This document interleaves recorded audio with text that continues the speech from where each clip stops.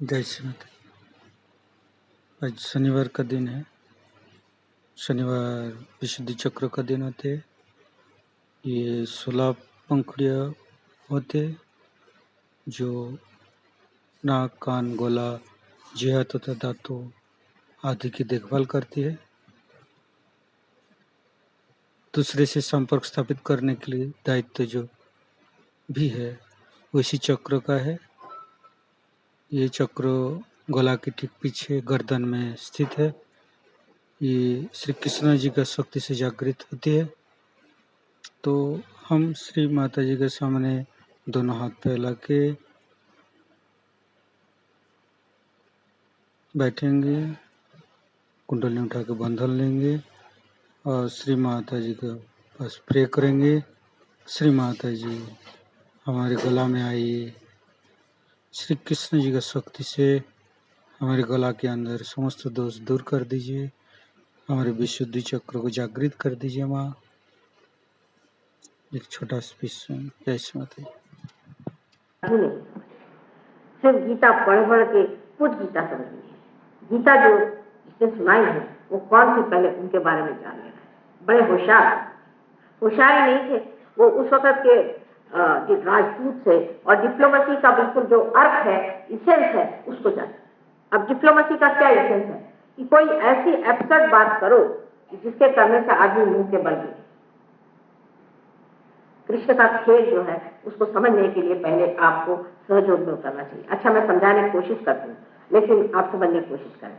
जैसे कि उन्होंने शुरू में ही बता दिया, क्योंकि दुकानदार तो थे नहीं कि पहले बुरी चीज दिखाओ फिर धीरे धीरे अच्छी चीज दिखाओ, तो उन्होंने पहले ही बढ़िया चीज दिखा दी। उन्होंने कहा कि आपको ज्ञान होना चाहिए। ज्ञान माने बुद्धि से नहीं, ज्ञान माने आपके सेंट्रल नर्वस सिस्टम में आपने जानना चाहिए, आपको प्रचिति होनी चाहिए परम क्या है, इससे आप चित्त प्रज्ञ होती। साफ साफ उन्होंने दूसरे ही चैप्टर में कह दिए, व्याख्या दे दी कि सहयोगी कैसा होना। पर उसके बाद उन्होंने देखा कि अर्जुन तो जो है वो अपनी लगा रहे थे। उनका कि इधर तो तुम कह रहे हो कि तुम साक्षी बनो, इधर तुम कह रहे हो कि तुम ज्ञानी बनो, और उधर तुम कह रहे हो कि तुम युद्ध में मत जाओ। ये कैसे हो सकता? अब वो जान गए कि ये सीधे नहीं आने वाला। अर्जुन जो है उस वक्त का एक भक्त है, समझ लीजिए। उसको वो उसका प्रतिनिधित्व करता है, रिप्रेजेंट करता है। अर्जुन ने उनसे पूछा ये कैसे हो सकता कि अगर मैं साक्षी हो जाऊं तो फिर तो मैं लड़ूंगा ही नहीं, वैसे भी मैं कुछ नहीं करूंगा, मैं तो बिल्कुल बेकार जाऊंगा, ये सब बातें क्या है?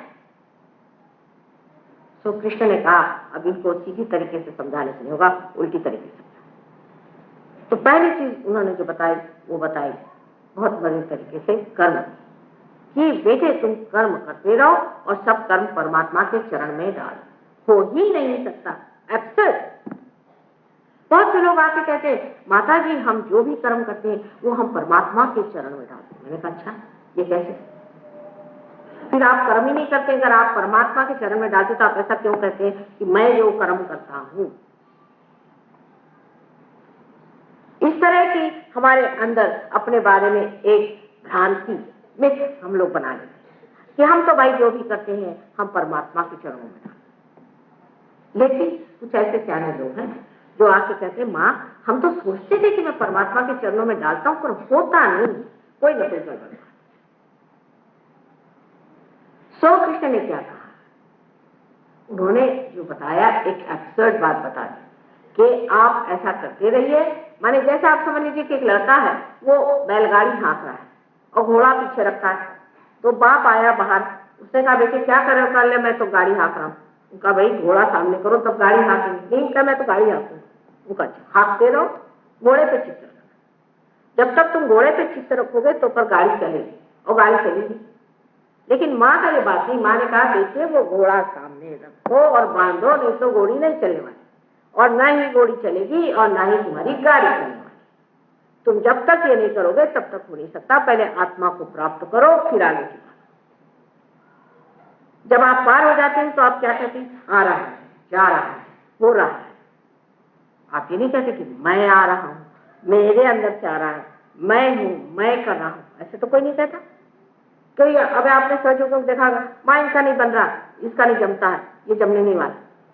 थर्ड पर्सन में, तृतीय पुरुष में आदमी बात कर रहा अकर्म। हम अमेरिका गए थे तो एक स्त्री हमारे साथ गई थी, वो कहने लगी माँ मेरे लड़के को जरूर प्यार करा दे। मैंने कहा भाई तुम्हें सर्टिफिकेट दे, मैंने तो हाथ तोड़ डाले, अब तुम ही पार करा दो। कहले माँ लेकिन अगर पार नहीं होता तो कैसे सर्टिफिकेट दे? तो मैंने कहा यही तो बात, जब होता ही नहीं है वो पार तो तुम उसको फर्स्ट सर्टिफिकेट दे नहीं सकती, तो उसको पार करा, पहली बात पार कर। ये तो नहीं कह सकते कि तुमने पार करा दिया, क्योंकि जब हुआ ही नहीं तो पार कैसे, वो तो होता ही नहीं। तो जो तृतीय पुरुष में हम लोग बोलना शुरू करते हैं, अकर्म में मनुष्य हो जाता है, वो ये नहीं सोचता कि मैं क्या, कोई विचार ही नहीं आता कि आप अकर्म में कर रहे हैं, कोई काम कर रहे हैं। कोई लोग कहते हैं माँ आपने हमें ठीक कर दिया, मुझे तो याद भी नहीं रहता, मुझे भैया क्या बीमारी थी बताओ, कल माँ भूल गए, मेरे को अनजाना था, मैं ह्यूस्टन जा रहा था। अच्छा भैया क्या हो गया, तो अब क्या बात हो गया ना ठीक, हाँ आप भूल गए क्या? मैंने कहा मैं तो भूल गई, मुझे याद है मैं तुमको ठीक कर, क्योंकि अगर कृष्ण के हिसाब से आप अगर विराट में समा गए, विराट के आप एक अंग प्रत्यंग हो गए, अकबर हो गए हैं, जिसे हम अल्लाह हो अकबर कहते हैं, वो अगर आप अल्लाह हो गए हैं तो आपकी ये उंगली जो है उसी का एक हिस्सा है। अब इस उंगली को अगर आपने थोड़ा सा कुछ रब करके या इसको कुछ किसी तरह से संजो करके ठीक किया, तो क्या आपने अपने ऊपर उपकार किया है कि दूसरों के ऊपर उपकार? दूसरा है कौन?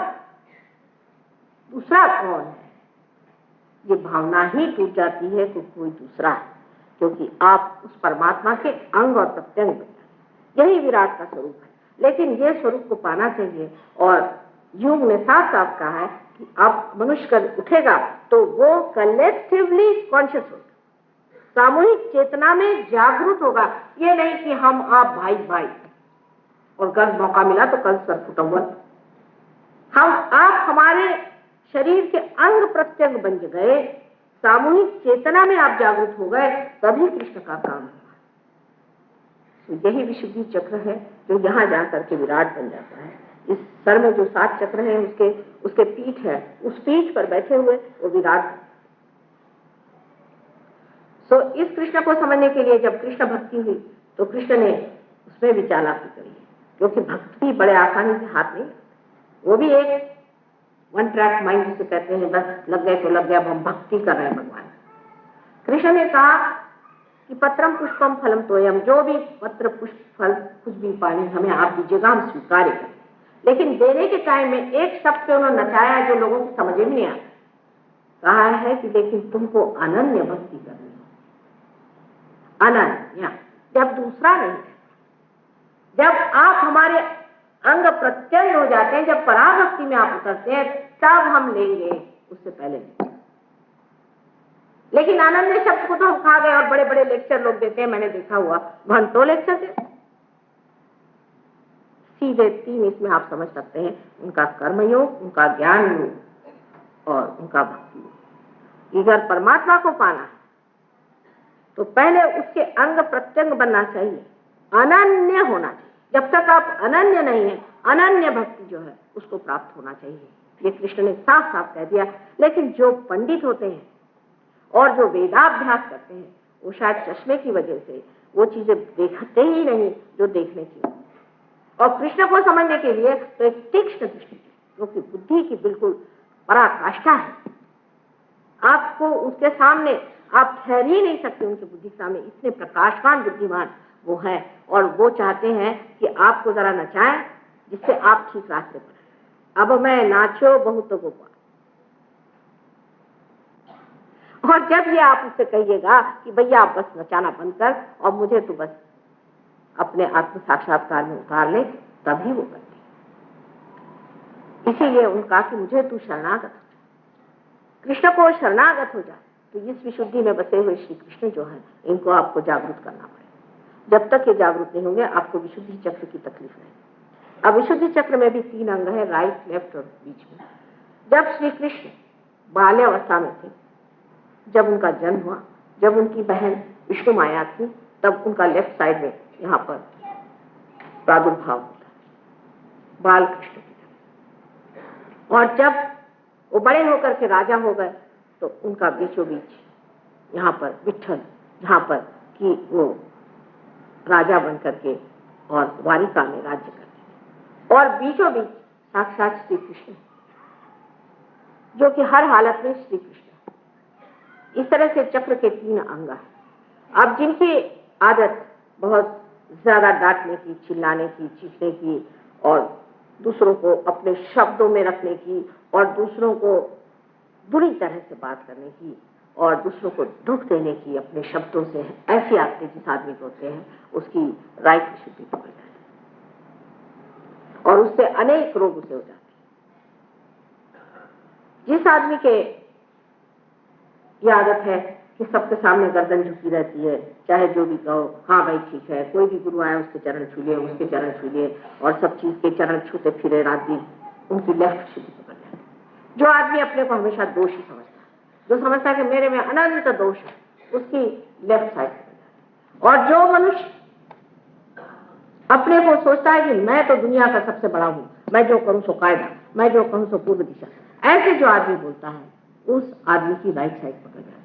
और राइट साइड पकड़ने से स्पॉन्डिलाइटिस और दुनिया भर की बीमारियां, लेफ्ट साइड पकड़ने से एंजाइना वगैरह हो सकता है और राइट साइड पकड़ने से और जुकाम, सर्दी, इतना ही नहीं पर जिसे हम कहते हैं कि अस्थमा, उसका भी इसमें प्रादुर्भाव हो सकता है। जिस आदमी को बहुत काम करता है जो और बहुत चीख चीख के बोलता है, सब पे बहुत दारोगागिरी करता है, उस आदमी को जो हार्ट अटैक आता है, जिसे हम एक्टिव हार्ट अटैक कहते हैं, वो आदमी हार्ट अटैक उसको आकर के बहुत लोग तो बोलते बोलते साफ हो जाते हैं, भाषण देते देते समाप्त, क्योंकि इस कदर अपने को वो शब्दों से दूसरों को दबाते हैं, उनको नीचा करते हैं, उनके लिए ऐसी ऐसी बातें कहते हैं जिससे दूसरा आदमी जो है एकदम अवाक हो जाता है और जो बहुत ही ज्यादा उद्धट और उर्मट और जिसे कहना चाहिए बिल्कुल पूरी तरह से अरोगेंट आदमी होता है, जिसको किसी की भावना की विचार नहीं रहता और उसे बुरी तरह से डांटते रहता है, ऐसा आदमी किसी भी बीमारी से प्लावित हो सकता है और उसको दूसरी बीमारी जो हो सकती है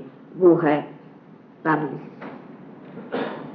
हार्ट अटैक, पैरालिसिस। हाथ उसका जकड़ सकता है, राइट हैंड उसका जकड़ सकता है। ऐसे आदमी जो कि अपने को बड़े विद्वान समझते हैं, उनकी तो यह हालत हो सकती है कि वो इतने अति विद्वान हो जाते हैं कि आपकी जो बुद्धि है वही आपको चकाने लगती है, वही आपके खिलाफ चलती है। Your intelligence cheats at a point और आप अपने को दूसरों को चकाते चकाते आप अपने को चकाने लग जाते हैं और आपको आश्चर्य था कि भाई मुझे को मैं चका रहा हूं, मैं दूसरों को चकाने गया था, मैं मेरे को कैसे चकाने लगे। और इसमें फिर कोई कोई बीमारियां ऐसी और लोगों को हो जाती है कि जिसमें वो जब चाहे तो वो ठीक भी नहीं हो, क्योंकि जैसे ही वो चाहते हैं उनको फिर वो चकाने वाली बुद्धि उनको फिर से परास्त कर देती है। ये सब बातें सही है, आपको हम इसको दिखा सकते हैं। बहुत लोगों को ऐसी बीमारी में जब हमने मदद करने की कोशिश की तो हठात वो कोई भी काम कर लेते हैं, हठात। लेकिन अगर आप कहें कि अब पैर हटाइए तो नहीं हो सकता, क्योंकि उनकी खुद ही बुद्धि जो है वो परास्त है।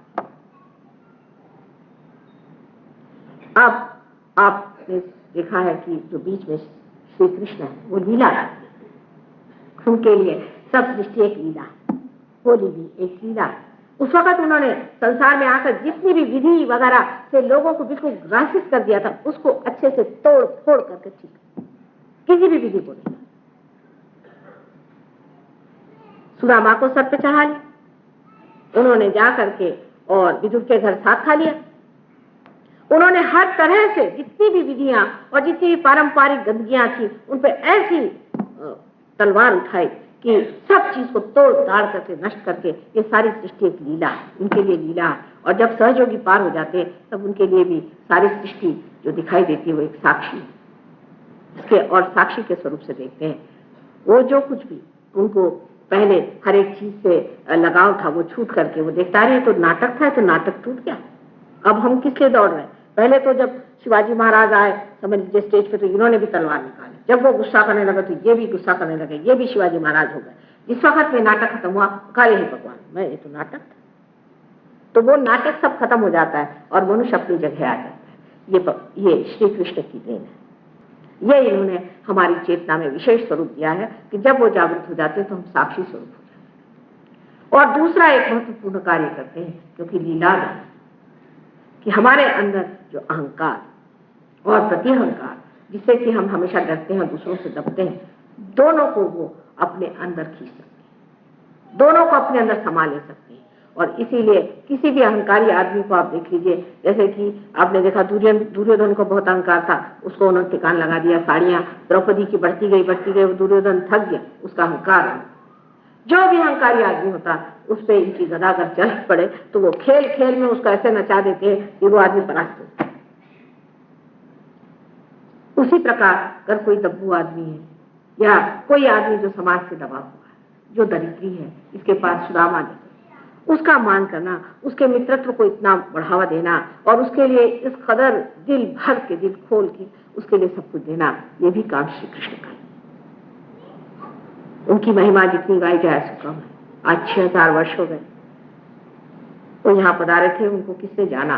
सिर्फ गीता उन्होंने सिर्फ अर्जुन से बताई और किसी से बताया नहीं, पर लिखाई किससे वो सोचना चाहिए। देखिए कृष्ण की लीला हर जगह किस तरह से बंधनों को तोड़ती है। उन्हें लिखाई उससे जो व्यास जो पराशर का लड़का था, लेकिन वास्तव में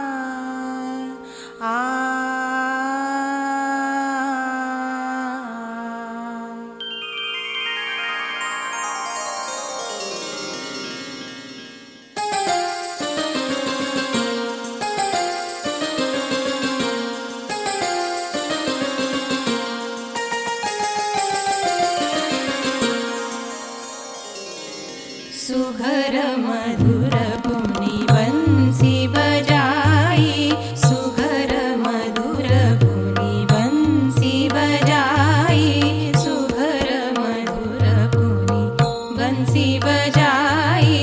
धाम काम त्यजी सब सखी आई, धाम काम त्यजी सब सखी आई, सुघर मधुर पुनि बंसी बजाई।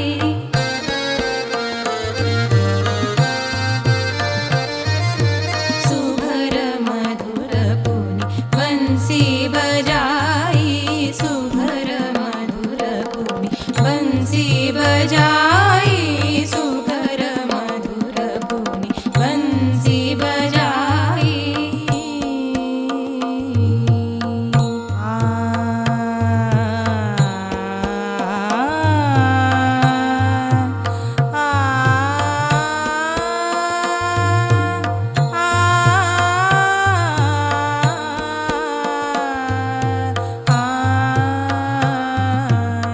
सुघर मधुर पुनि बंसी बजाई, सुघर मधुर पुनि बंसी बजाई, सुघर मधुर पुनि बंसी बजाई, सुघर मधुर पुनि बंसी बजाई।